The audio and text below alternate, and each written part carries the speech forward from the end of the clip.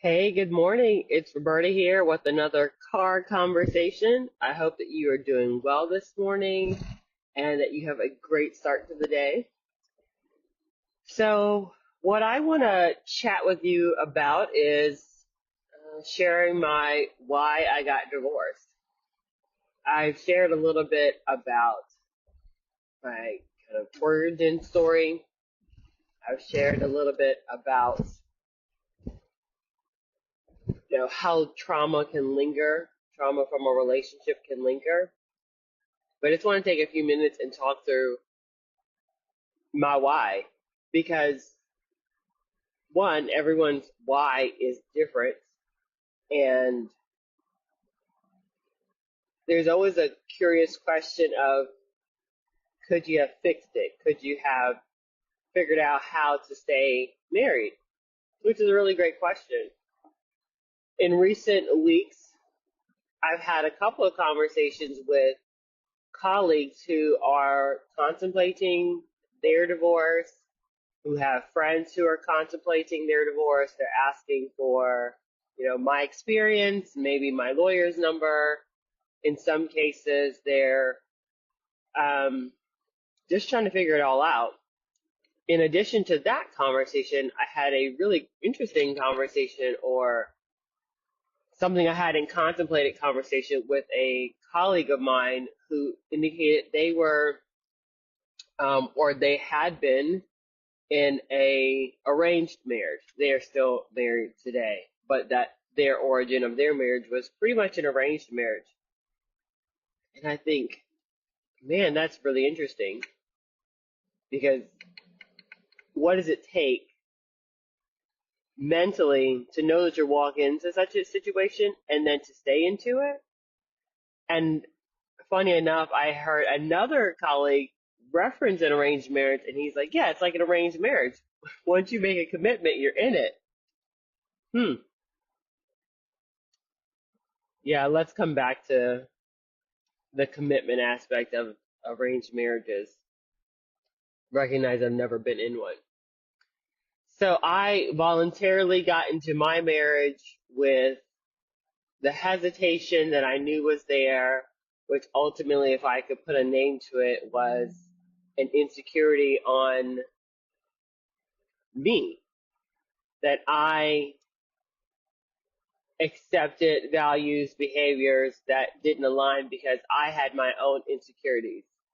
And if I had really been stronger, more clear on the person I was back then, I wouldn't have gotten married to this particular guy. So I have to take accountability for choosing to step into a situation where I wasn't certain. And I just found that over the course of years, it just got more and more uncomfortable. I would say it even got toxic. It did get toxic. And the interesting thing is that the switch turned on more intensely in the first year, right? So whatever behaviors he came with that I accepted were still there, right? That first few months within the first year, and then different situations exacerbate how someone's feeling. Um, I would also venture to say that I did not know how to speak up for myself. I still to this day struggle with speaking up for myself. So talking through this with you guys is my therapy and bringing my thoughts to light. Now I gotta make sure the person to whom I need to speak hears the words. But I would also say that I was afraid that I'd be rejected, right? So I think that insecurity and that rejection is tying together for me.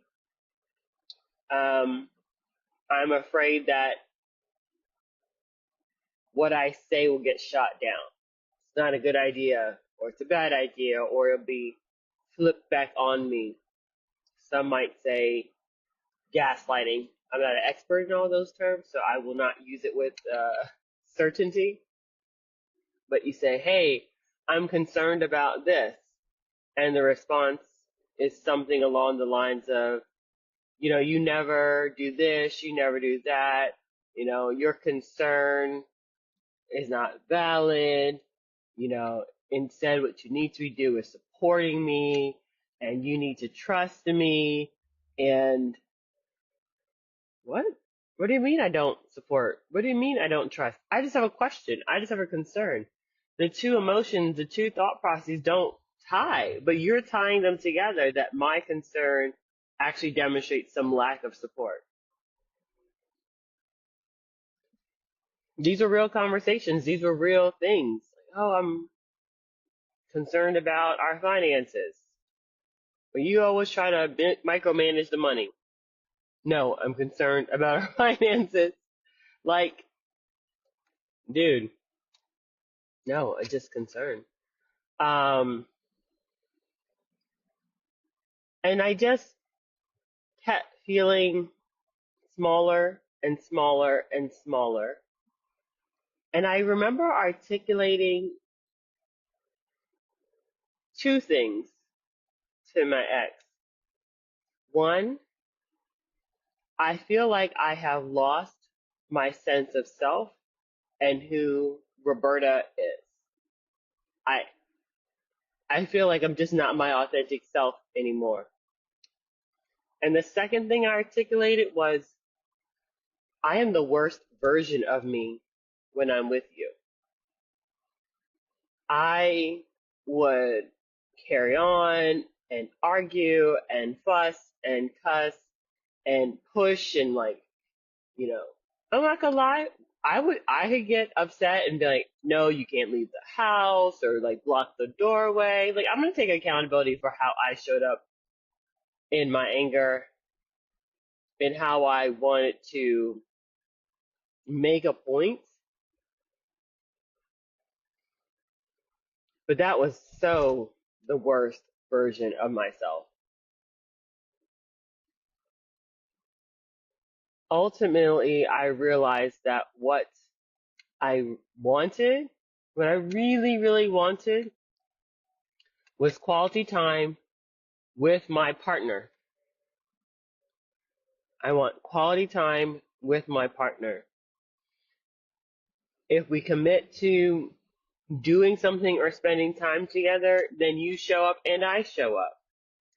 And I use the word partner because a partner, I believe, is going to be in it with you. Whatever it is, it's not going to be a burden on me alone or him alone, but both of us together are trying to figure this thing out.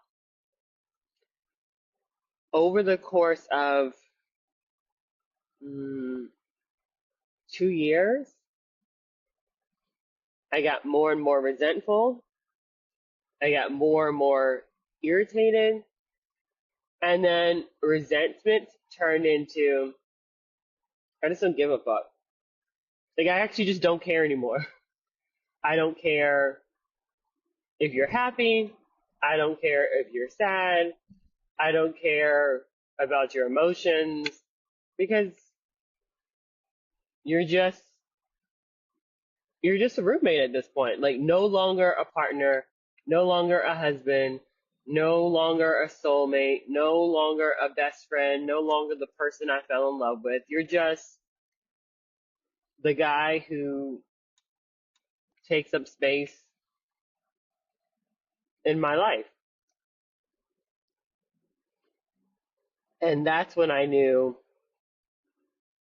this is really bad. So I brought this to his attention. We talked about it. I suggested that we do therapy. I tried a couple of different therapy professionals. He didn't like them. Got off the phone. Felt like they were attacking him. Tried another couples therapy professional. Actually, now I think about it, by the time we hit 2021, 2022, we were on our second and third therapy professional, because we had therapy maybe 2016 we had gone to therapy. fuzzy now, but I remember being in the lady's office. But fast forward, it's 2021, 2022, and trying to get through therapy. So I decided, I need to work on me. And so I started my own individual therapy at the end of 2021.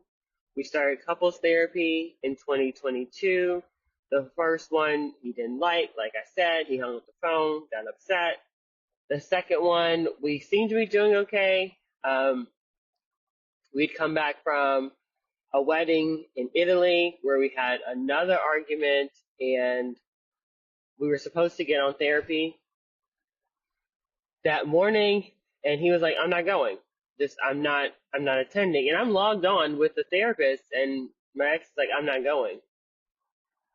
Go back to partner. Wanted to partner. And it's just at this point where, man, come on, we recognize we're not in the best of space in this relationship, in this marriage. Are you going to be in it with me? Because I see it, I know you feel it, but what are we going to do to fix it? And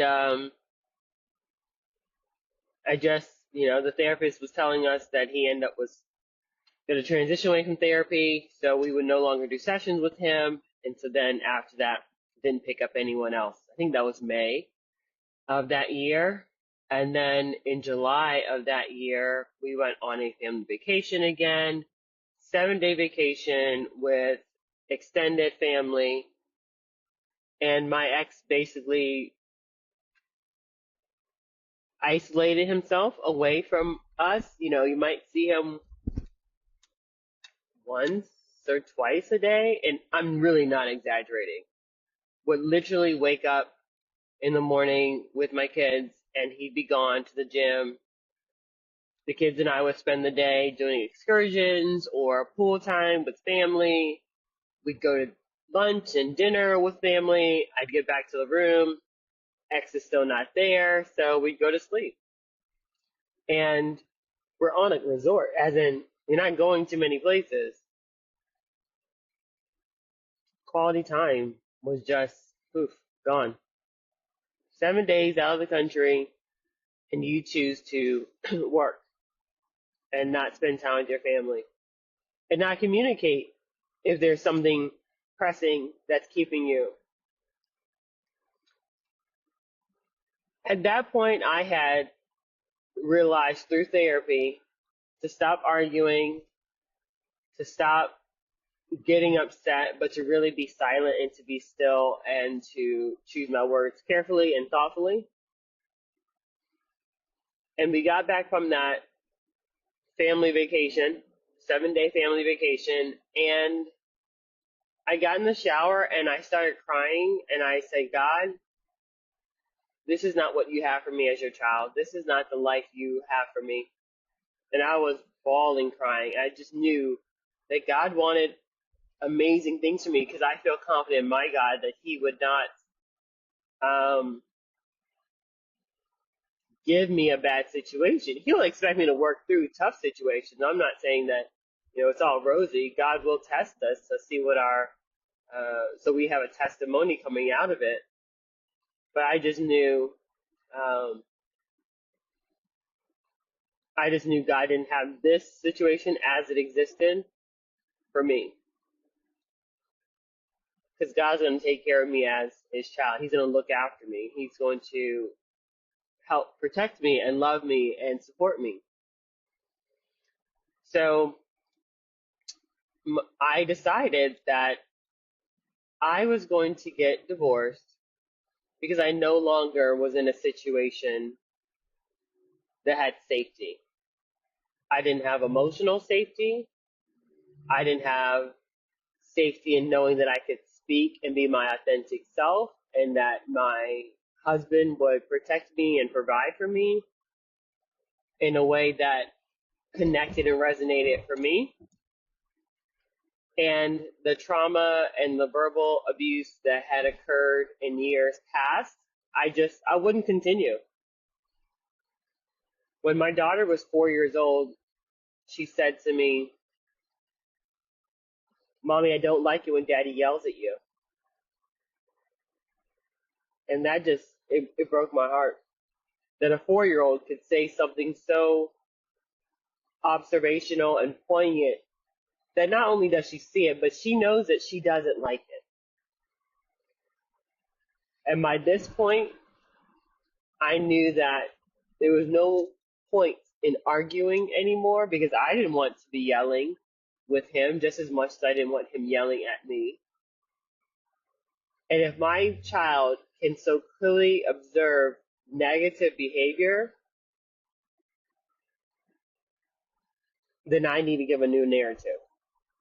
And the new narrative is going to be, Mommy is not going to accept being yelled at by Daddy.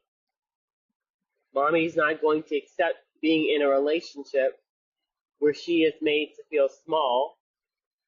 And Mommy is no longer going to accept being in a relationship where she is by herself and does not have a partner or a leader to get the family through this moment.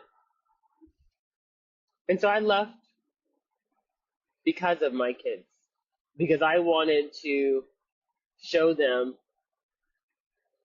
that this sort of behavior is not acceptable from someone else, nor is it acceptable to stay in it.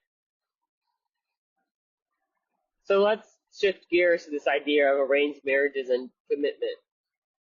I really wondered if I gave up too soon when I heard, my colleague saying that she was in a arranged marriage.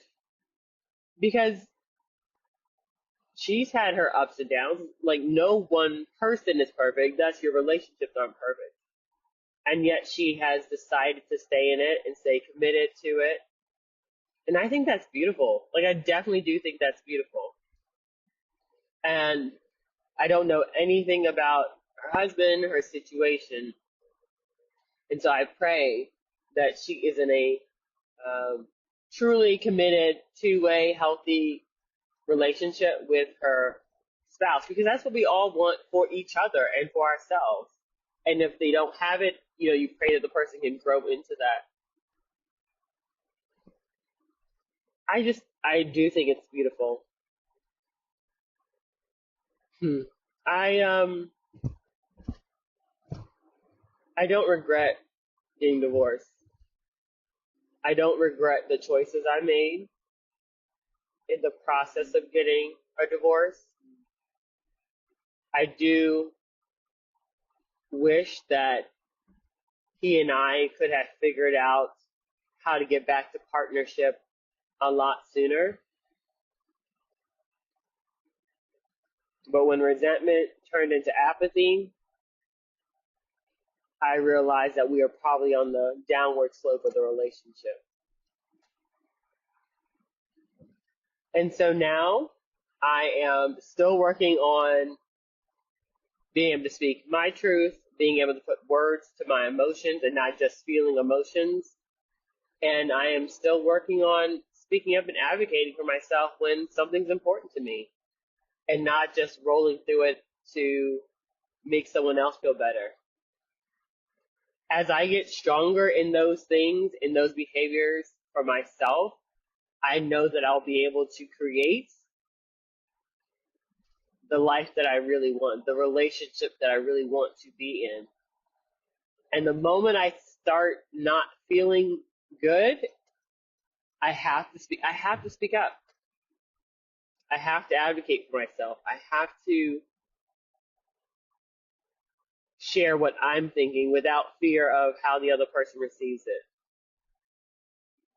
I can't be afraid they're going to be upset. I mean, I'm not going to be rude in the sharing, but I still have to speak my truth. That's how I'm going to get to my best self, my thriving self, and know that whatever the consequences are, I was true to me and I spoke up and advocated for me. That's part of what my thriving future is going to look like. So I appreciate y'all listening and going along this journey with me. I will continue to share, what it looks like, what it feels like to be divorced and thriving. It's not perfect, but you have to be able to continue to identify those moments that define your thriving life, your better life in pursuit of your best life. And we are coming out of a divorce or working through it or trying to figure it out, but there's still some principles that hold true for you being your best self and in pursuit of your best self. So I appreciate y'all coming along with me today and really talking through, my thought process of why I decided to get divorced, what it looks like for me to come out of it, the self-advocacy that I think is super important to find my best self. And I wish you all a wonderful day. Bye.